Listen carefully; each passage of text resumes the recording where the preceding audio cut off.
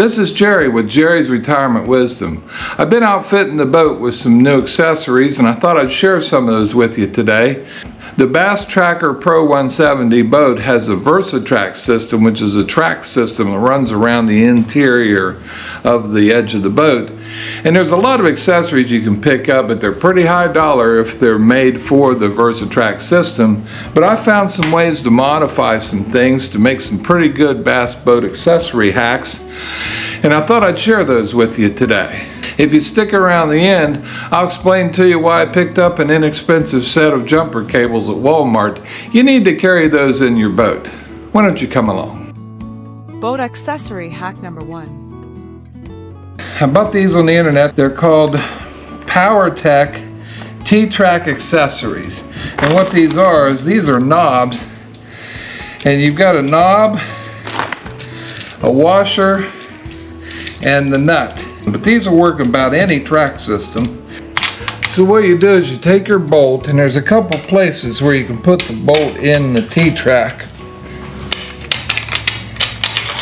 You slide that bolt down into your T-track.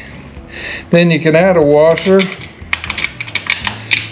and screw in your knobs. And I like these knobs that have an opening on the back side, because some knobs you can only screw them down so tight and then you're done because you've hit the back. With these, they go all the way through. You can spin them down tight and this sticks out, and you don't get stuck where your knob's not tightening down well enough. So I picked this up at Walmart, and honestly, I think they cost $11 or so. And inside this box, you get a couple of accessories. You get some screws. You get this is your rod holder. And it's got a cam lock outfit on it, so this will be your rod holder. And then you've got these 3 pieces so that you can fasten it if you want onto a pipe.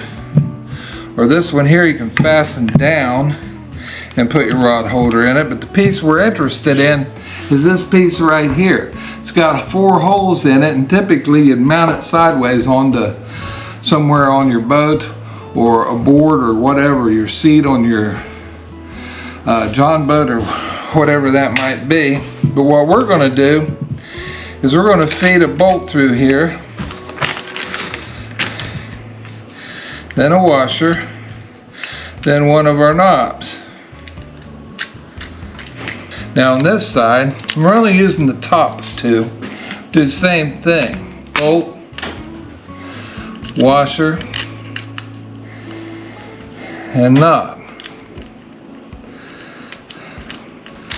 Now, fishing rod holder goes in the top. There's a little slot down there, so it only goes one way. Then you can position this whichever way you like so it'll lock. So you can go this way, that way. So we're going to take this unit and we're going to feed this into our VersaTrack, and then we're going to tighten it down, and then we'll show you how this works. I fed this into the VersaTrack now. I'm just going to tighten down my bolts, and this will slide up and down anywhere on the boat, and you can tighten this down. You can just unhook your cam, loosen your cam, and then this will tilt up and down, or I can turn it in for holding the rod just in the boat. Maybe I just want to put it parallel here to the side. But what a great way to hook your fishing rod to your boat. And like I said, I bought a set of 10 of these knobs for $10. Come with the bolts and washers. And then I bought one of these from Walmart, and it only ran about $11. So for $21, I've got a nice fishing rod holder. And I've seen these purpose built for VersaTrack, and they run almost $40. So you got half the money, and it does the same thing. Nice hack for your bass boat. Boat accessory hack number 2. So right here in the middle of the boat, there's no cleat to tie a rope to, and I'd like to have a dock rope right here at the middle of the boat. So what we're going to do today is we're going to take this. So I've got this eye bolt, and it's got a 1/4 thread. It's about a 1/2 inch opening on the eye bolt. I run a nylon lock nut clear up on there as far as it'll go. Then I'm going to add a flat and a regular nut. And I'm going to use that in my Versatrack to create a point where I can anchor with a dock line. So right here what we're going to do is we're going down here at the end of our Versatrack where there's an opening. I'm going to slide this nut inside my Versatrack. Now with the nut in there, I can tighten my eye bolt down just so far, and at that point it starts to contact the back of the track, so there's only so far that'll go in, so that's right about there. Now I'm going to take my nylon lock nut and I'm going to run it up tight here against my flat washer, and that gives me a good solid point to tie on my dock line. So dock line goes through the eye, and then I'm going to feed it back through here. I've got a nice secure dock line for when I want to anchor off my boat here in the middle of the boat rather than at the front or back where it has cleats already. So all I needed was an eye bolt, a couple of nuts, and a flat washer, and I've got an anchor point now for my dock line. That's a nice hack. Boat accessory hack number 3. I've been learning how to use a cast net to catch wild shiners and other bait for fishing, and I'm doing pretty good with the cast net. The only problem with the cast net is once you take it out of the original container, it takes up a lot of room. I've seen a lot of people carry a 5-gallon bucket and put their cast net in there. That takes up a lot of room on the boat, and it's really not convenient to store it anywhere. Last time I was in Walmart, I picked up these stackable storage boxes. They're like a plastic version of an ammo box, and these are just the right size. I think I can take my cast net, and we're going to load the lead weights in first. Now if I take my cast net and I start twisting it so it tightens up, I think I can get that to feed right down here into my ammo box, and that's not going to take near the space that it does for a 5-gallon bucket. It also keeps my net from getting all tangled. All I got to do when I pull it out of the box and kind of let it fall free, and it'll unroll itself, and all those lines and whatnot won't be tangled up. The ammo storage box only costs $6.88 at Walmart. Now the cast net in the storage box won't take up much room, and I can find a good spot here in my boat to store it. And it sure beats carrying around a 5-gallon bucket that I don't really need. Really easy bass boat accessory hack. Boat accessory hack number 4.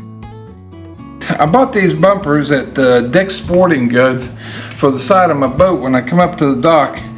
And I bought some of this heavy, like 3/8 braided rope, and I really didn't like the looks of it or the way the knots acted and whatnot, and I didn't want to use electrical tape or something like that to make them secure. So I got this idea. I'm going to take this heavy rope off of here. I found these Peerless spring links at Walmart, and I think they're about $2.50 a piece or thereabouts. And they say they hold up to 260 pounds, which is way more than we need because we're just holding our boat bumpers on the boat.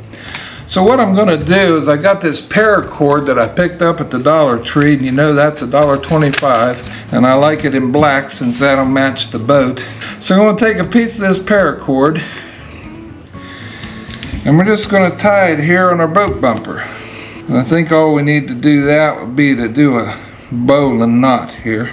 And then I want it long enough it'll hang over the side, but it'll tie off on our cleats. So we'll need a piece about this long. You know, when you cut paracord, you need to use your lighter and heat up the end here, and that'll singe off those braided ends and keep it from unraveling on you. So we've got our paracord tied off to our dock bumper. And now I'm just going to go in here and wrap this around my spring link. And then I'm going to hang it off the side. I want to make sure how we look here.